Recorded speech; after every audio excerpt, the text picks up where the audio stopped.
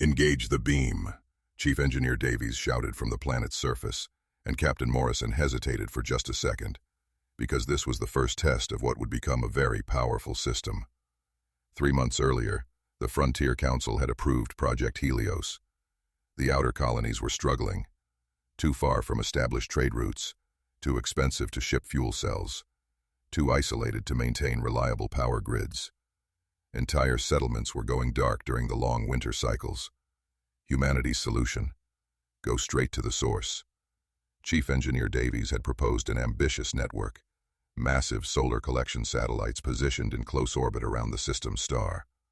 These would harvest raw solar energy at unprecedented levels, then beam it to relay satellites orbiting the frontier planet, New Cascadia.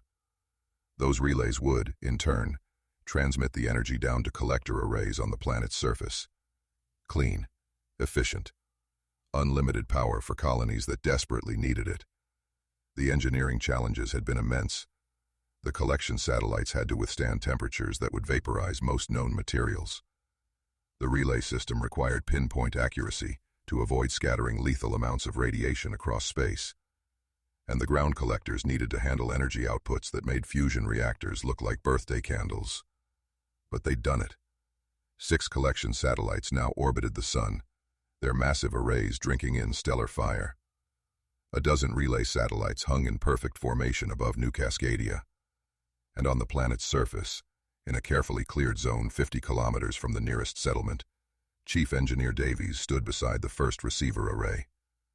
Captain Morrison watched from the bridge of the orbital command ship, her fingers hovering over the activation controls.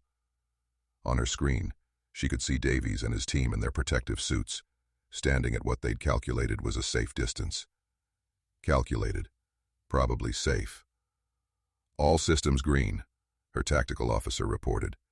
"Energy flow is stable. Targeting locks are confirmed. Beam pathway is clear." Davies' voice crackled through the comm again.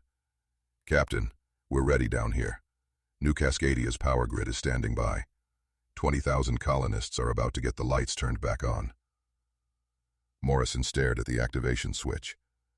This wasn't just a test. This was the future of frontier expansion. If it worked, humanity could establish colonies anywhere, powered by the stars themselves. If it didn't work, well, they were about to fire a concentrated beam of solar energy, essentially a controlled piece of a star, at a populated planet. "Captain," Davies prompted, "we're go for activation." Morrison's hand moved to the switch.